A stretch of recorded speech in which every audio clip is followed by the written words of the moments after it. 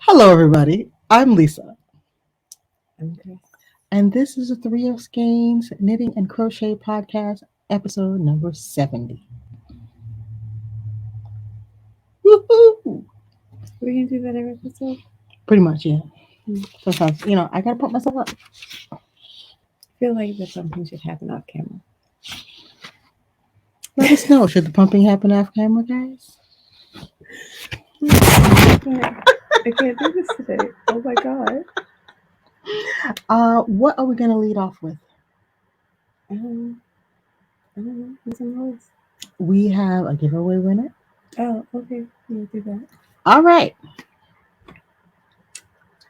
I would like to announce that the winner of our giveaway is Mary Thomas.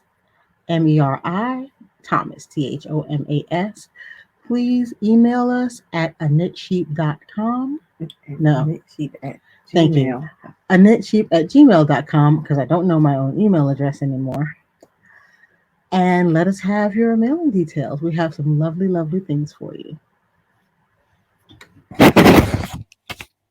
And I've also reached out on her page, so hopefully she'll get to us with some alacrity. Let's talk yarn hauls because someone No. See, this isn't a went back to haul. the well. This is not a haul. What had happened was, Mm. first of all, Lisa messed up because we were over at another store that's near Joann. And I was like, oh, you had said if you didn't know the yarn was on sale. So if you'd known, you'd have gotten some of the merino that we talked about in the last episode. I was like, do you want to go to Joann? She's like, no. She was supposed to be my cover. She was Yeah. supposed to get me like in the door. Yeah. And she didn't do that. So then I just had to be like, okay, I'm going to go to Joann. That's exactly how it went down. So I went to Joann because you know what? I don't want to make it like, oh, I told people, oh, y'all have to buy this yarn so Joann knows to keep restocking it, but then I don't do my part. So I had to do my you part already did your part. too. I put two little dinky Skeins. They don't know what to conclude from that. Oh, I needed them to have more data points. Yes, outright. Yes. Yes. All right. So they'd have clarity that, this yarn is what people want. So I did go back and pick up this tiny. Oh, you know what? I forgot some. Okay. Go get it because I haven't seen the entire haul because I didn't even know about the secondary, the second dip. Oh. I did not know about the double dip. It's nice stuff though. I'm not mad about it. I think wherever you find yarn for what you want to do, snap it up as much as the budget will allow. Okay. Oh, but the thing was when we went back, when the first time I bought some, it was 30% off. Then I went back and I saw 20% off some. I was like, ew, but I don't want to pay more. Even though for the cotton, it would only been like a difference of $1. So like, I don't know, it like bugged me. But there was a 25% off coupon that was good for both full price and sale price merchandise. So with the 20 off and the 25% off, I ended up getting 40 off. It's not 45 off. It's 40. But I got a little more off, so I bought a little more yarn. So first I got this stuff. This is more of the cotton, and I'm trying to find the color. Oh, it's just called Gray Speckle, which is exactly what it is. Look at that. That's really pretty. I'm thinking this might be a little summer dress. And then I got more of the cotton. This is a purple speckle. They weren't very creative with the names, okay? And then this is some more of the sparkly cotton. And this is called Periwinkle. Look at that. That is really adorable. Pretty. I'm thinking to like do something with them together, but I don't know yet. And then they had like this neon that I really liked, and I was trying to do something where I put like together different colors, and I don't know, the colors they had weren't necessarily working together. And at least it was like, well, if you just like the neon, get the neon. And that's what I ended up doing. So I got a couple of skeins of the merino in this gorgeous neon, like yellow green. And it's called Acid Green. You can pop that off anything. And then I saw this other stuff. They've had Big Twist for a while, and I don't think I'd ever bought any of it. So this is Big Twist Vista, and it's a cotton acrylic blend. But I just thought these greens were so pretty together, and I'm thinking maybe something like that could happen. But this is a 705 yards, and I forget how much it was full price. I want to say maybe $7, somewhere in the order between $6 and $8. But it was marked down, and then I had the 25 off, so I got a couple of skeins of this as well. So that's all I got. Just doing my part for the yarn community. You know what? You are just the biggest heart. I'm a giver. Okay, you're the biggest heart. Well, I did not get any of the yarn from Joann because I had yarn coming in a big old in box. the mail. Most of that was Mom's yarn. A big old box.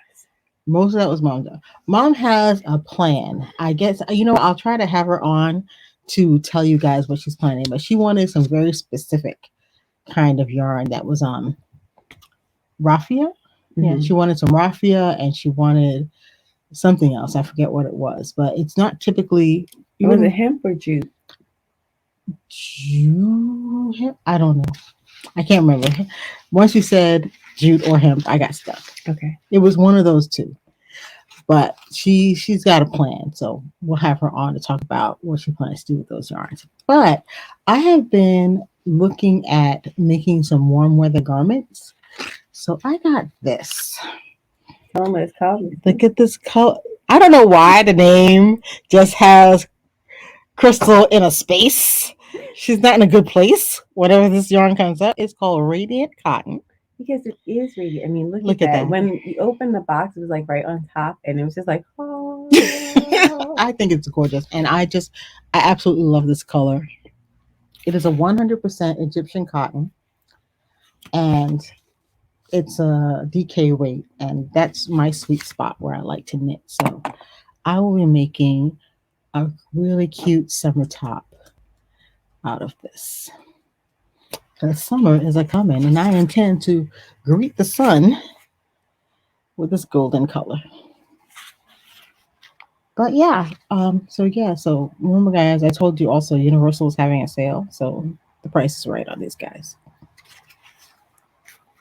And this yarn, it comes in at least 15 to 20 colors, so you can find something that you like. So that was my haul. That's why I have not gotten any yarn from Joann, because I knew I had yarn coming in the mail, and I was already feeling a little decadent. One has to do with the other, but okay. You know how you're like, I'm not going to order yarn. I'm just going to buy yarn in person. You know what? I unsubscribed from Web's emails so as not to be tempted. But then I foolishly went on their website yesterday, and I saw a yarn that I want, and I don't know what's going to happen. It's anyone's guess. Keep her in your prayers, people. I don't know. So that was my deal with myself. Okay, and I'm trying to buy more yarn, like specifically for different projects. So we'll see. That's always the idea, but I already know what's going to happen with this yarn. So I'm like, ee. So I wanted to talk about what I'm learning about my stash from the great craft room clear out. Oh, P.S. Right now, the craft room looks like it's been turned upside down. It's not good. It's not good. We're in that terrible middle space where everything is out of hiding, and we're sorting through. And well, Mom and Lisa's yarn, mine is sorted. Yes, Crystal's yarn is sorted, so she got past this point already. But I went through all of mine yesterday, and just about every scrap of it that I'm keeping is rehomed. So I'm really happy about that. I have precisely one box. Did I tell you guys that at one point I had a crazy passion for novelty yarns? And if there was a novelty yarn on the shelf next to like 78 really sensible yarns that you could do a million things with, I would pick up the novelty yarn. I actually in the market for some eyelash yarn right now because I have an idea. Oh, well, I have a couple of my novelties in that box, plus a couple of like serious like luxury yarns that I am gonna find a new home for, within my stash. But it turns out that going through every scrap of yarn in your stash really tells you what you like to really work in. Because my stash is primarily, I would say by total weight, I have more fingering weight than any other size yarn. The next thing I really like to But work you'll in, only use it for socks. for the most part, yeah, and maybe a shawl, but I still rather make a DK weight shawl. Um, so I have, I think by weight, mostly fingering weight. I have my next category is worsted.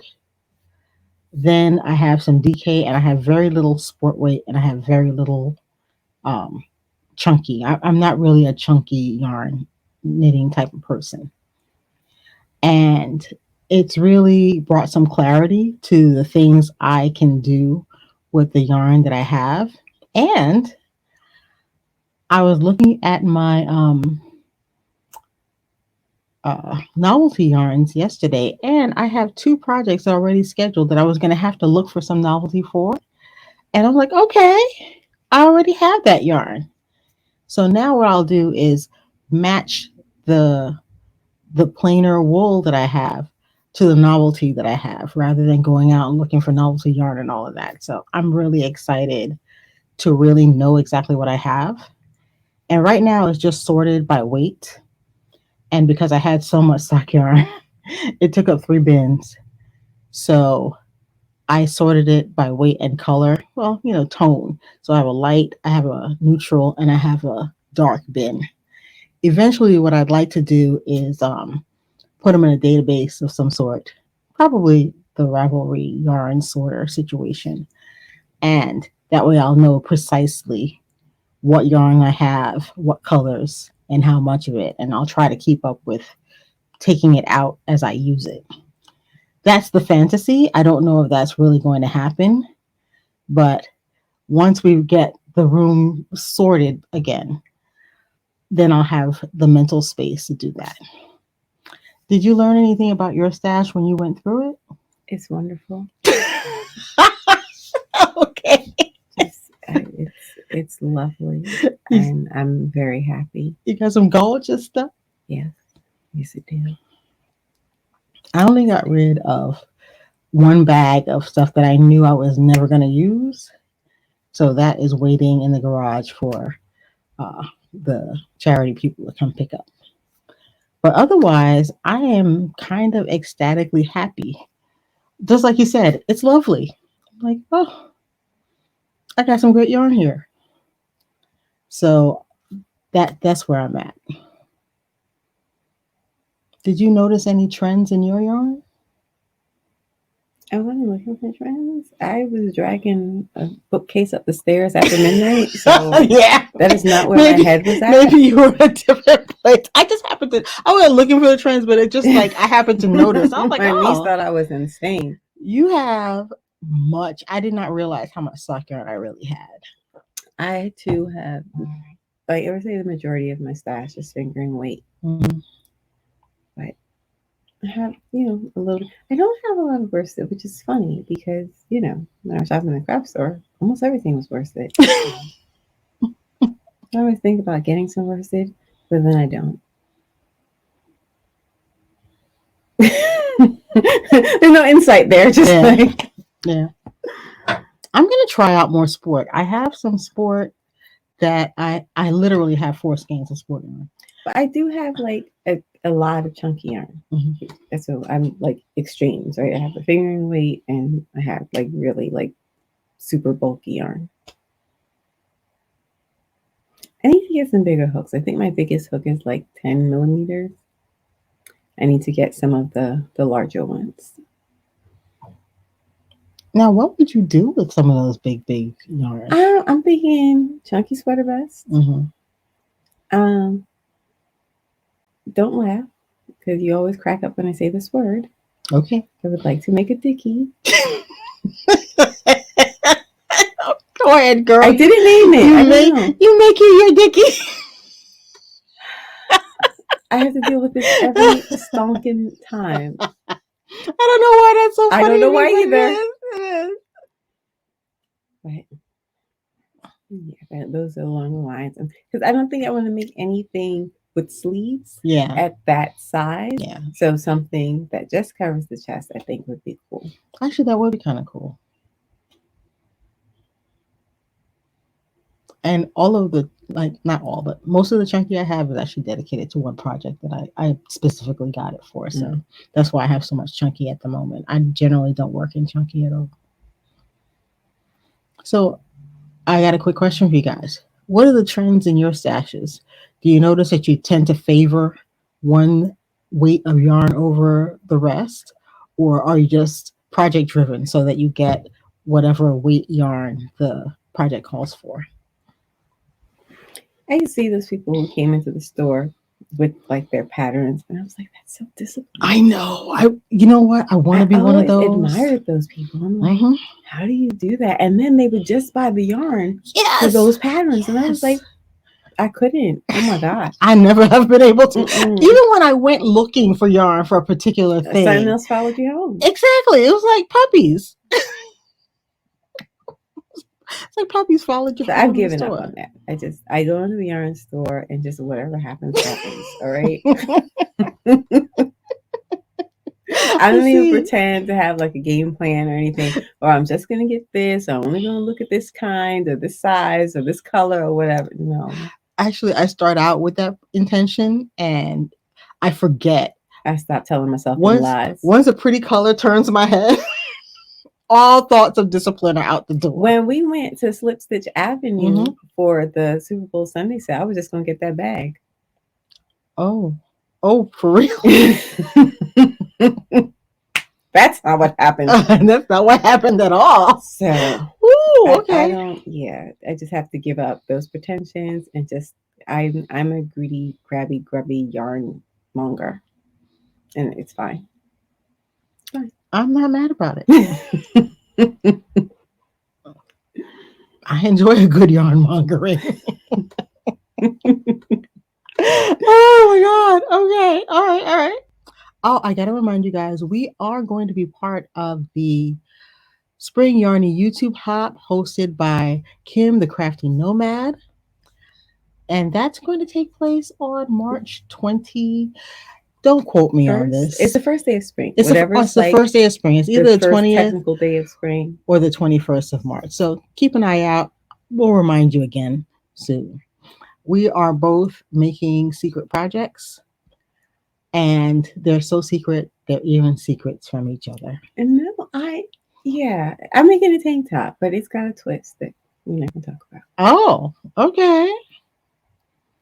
I don't know if it's gonna work out though. I'm so stressed about this thing. I'm stressed because I have a deadline. So I'm like, if anything goes wrong, I don't have time to like rip it out and start it over because y'all know I will rip it out. But this is how I work. It's very hard to crochet like this. It is. It's amazing you get stuff done. So, you're gonna have to do a demo of how your grip works. No, I can show you how the yarn is. I'm actually using some of the yarn that I got at Slip Stitch Avenue. Oh, it is the Pop Cycle yarn. Oh, this one's okay. See now? Yeah, so it's called Pop Cycle, and it's like just show the yarn. Don't even show the piece of the work. Okay, I'm not allowed to show the piece of the work. But this is the yarn. I have some in white too, so it'll be like a little two-tone thing. Oh, and it is like 50%. Let me see if I can find the label here. Here we go. It is 50% polyester from recycled bottles and 50% bamboo, and it's 100 grams, 305 yards. And the bamboo, it makes it feel really smooth and nice. I really like this yarn. I would work with it again. The skeins weren't the best twisted skeins I've ever had, so winding them was no fun. But I got it done. So, but it gives beautiful stitch definition. I mean, look at that. Yeah, that is gorgeous. But Yeah, so I just started my project last night. I'm working with a 3.25 millimeter hook. We'll see how it goes. Ooh. I can't wait to see. Ah. So, Chris, how is your skirt going? She's mostly finished. Dun dun dun. She's like a mostly FO. I don't know.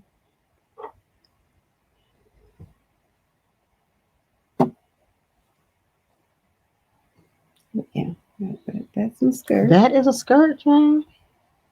That looks really good. Yeah, it looks great on. She tried it on. It looks fabulous. So now I have to sew my elastic into the waistband. Not looking forward to that part at all. Sewing. I would love to be more confident sewing than I am. I hope we'll see if I get there. But the skirt went well enough. I had some gauge issues, so that when I got to the number of stitches I thought I needed for my waistband, it was too big. I had like a couple of extra inches there, and I still don't know why. But it wasn't that big a problem. I added another vertical inch, and I used that. It was like 4 rows to just decrease a total of 8 more stitches, and then it was the right size. So it actually fits perfect. I made it exactly to my measurements. I didn't use positive or negative ease, and it fits great. I mean, I can keep it up without without elastic in it, but I'm worried about the waistband stretching out. Yeah. So that over time it won't stay up as well. So I am going to go ahead and put that elastic in it. What yarn is that? This is Kelborn Woolens Andorra. Ah, that's really nice. Andorra. And it is Peruvian Highland wool, merino, and mohair. And I just used all half double crochet. I did not work in a third loop, but that still gives you a really nice textured stitch, which is what I wanted. I wanted texture, but I wanted it to be very simple because my focus was on just getting the shaping right. I also I did a little something different with my seams this time because I was concerned that my seams are still just bulkier than I would like.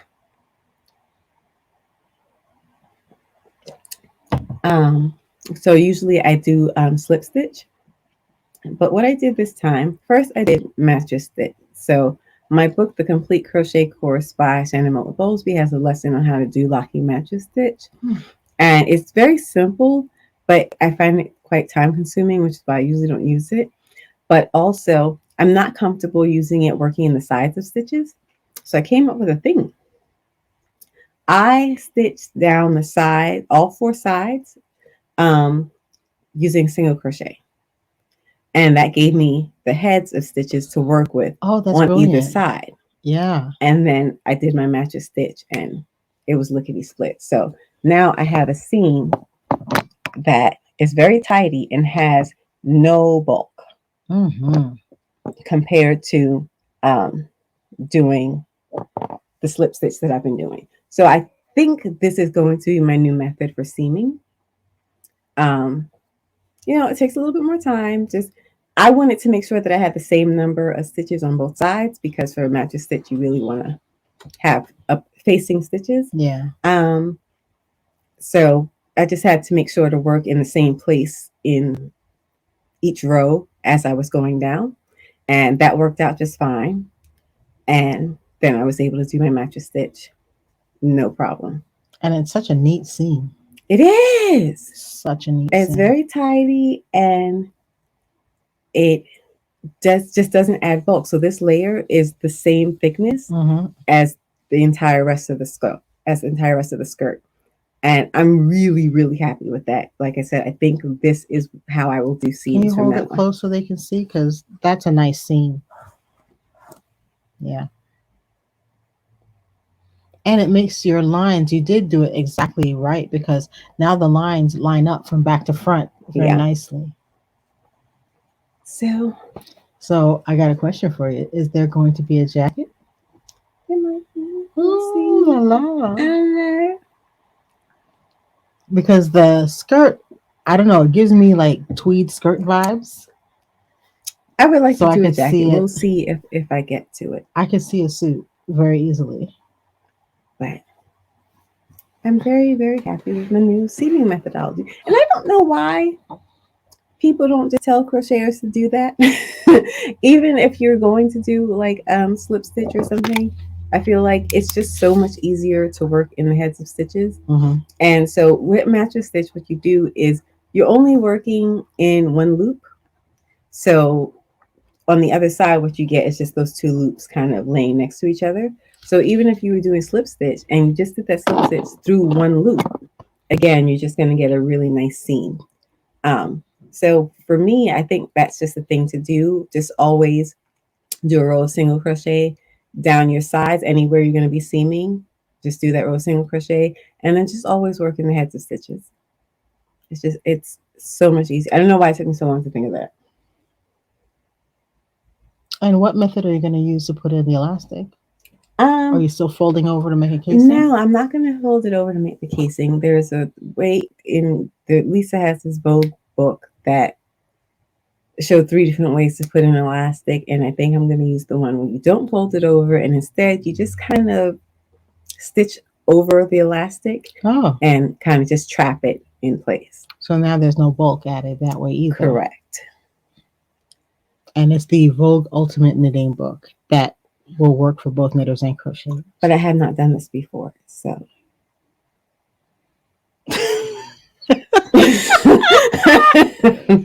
We'll see how that's the plan, but we will see how it actually goes. What yarn or thread do they recommend that you actually do the trapping with? Like sewing thread, or they didn't say. They just said use a thread that was sturdy enough so that it wouldn't fray when the elastic rubbed against it as you were wearing the skirt, which means probably don't use the yarn that you made the skirt out of. But you could try either embroidery floss or a buttonhole twist. And I haven't even gotten there yet. I just cut the elastic yesterday and it was traumatic. I was just like, what if I cut it to the wrong size? I was like, sew it back together. So I still have to figure out what thread I'm going to use, but I won't be using the yarn that I used to make the skirt. It's just the main takeaway.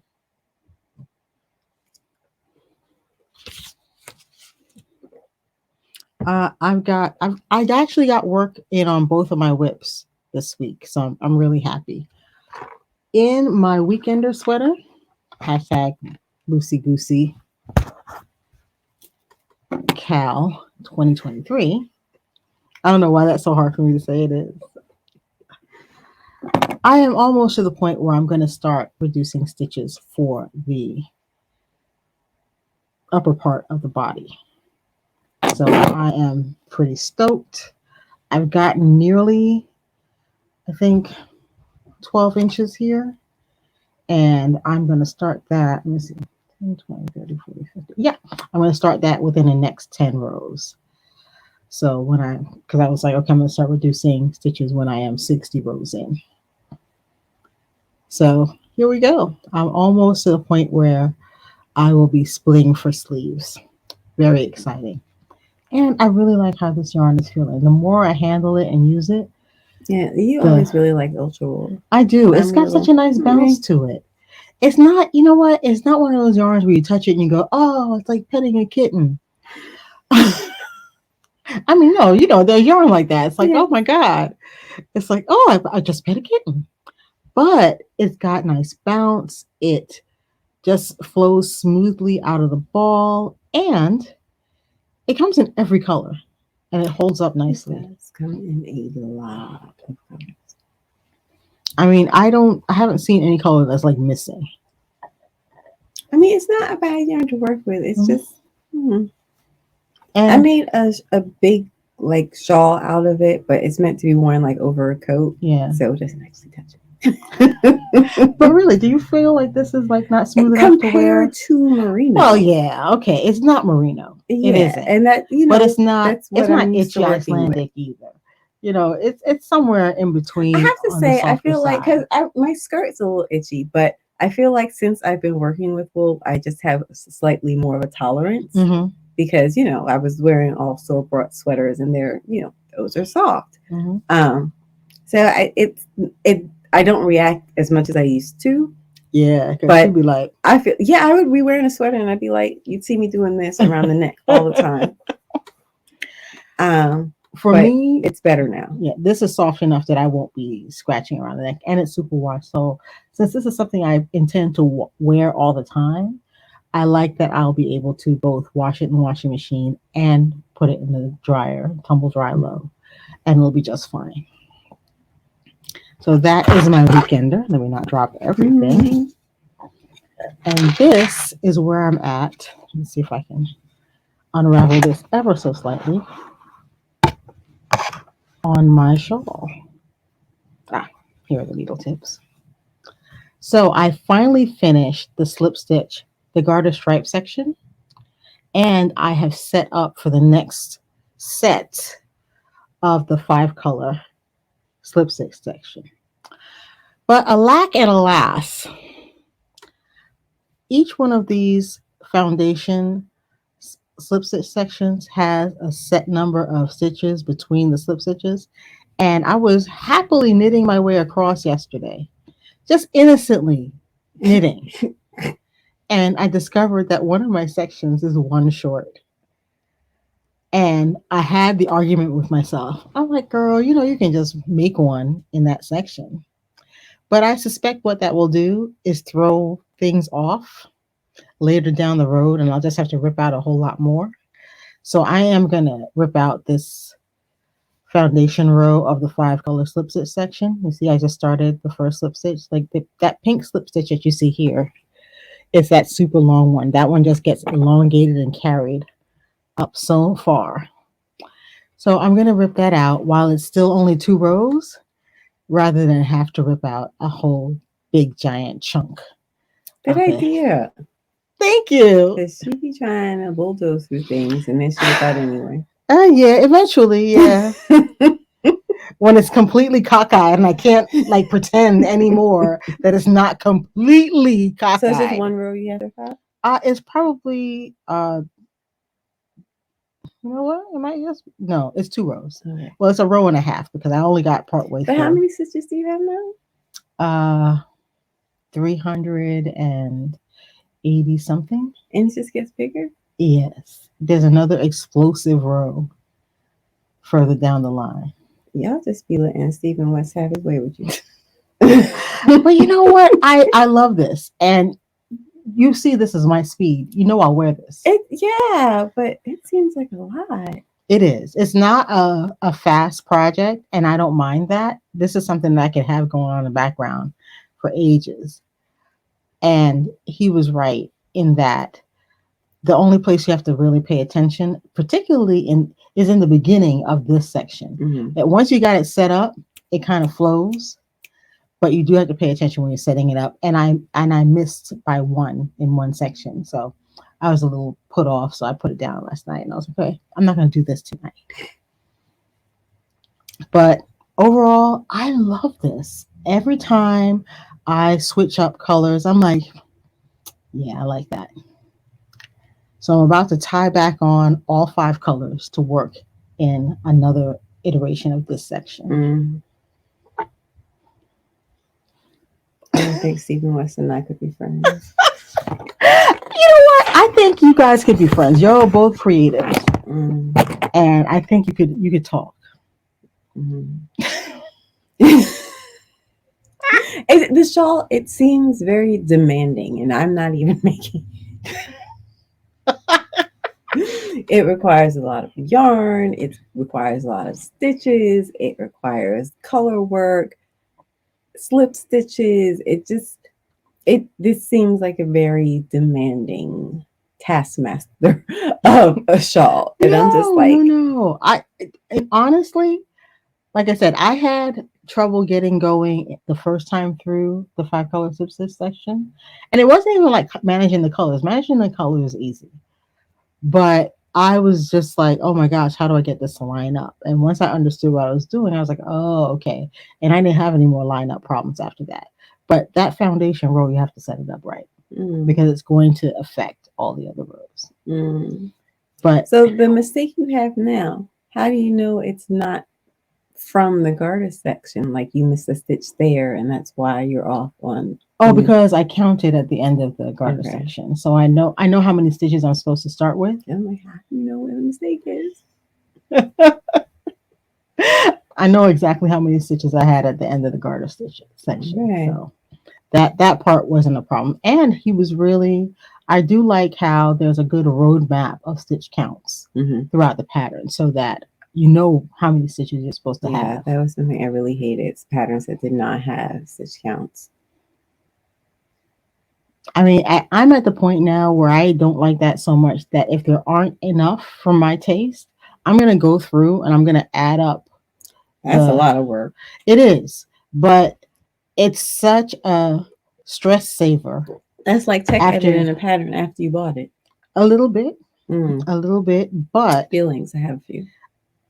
You know what? I had worse feelings when I couldn't figure out why the thing that was supposed to go left went right.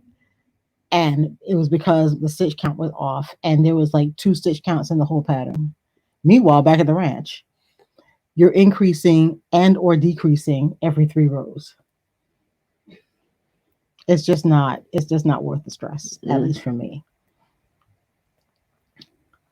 I did want to ask you, I just had something in my mind, but you knocked it clean out of my head. My bad. Was it me or was it that, heavy duty shawl you're working on? It's not. And like I said, I love how the colors are playing. And the colors are pretty. I'm enjoying. So it's like, I want to get to the next slip stitch section to see how, because what he has you do, the 5 color slip stitch section is the same each time you do it.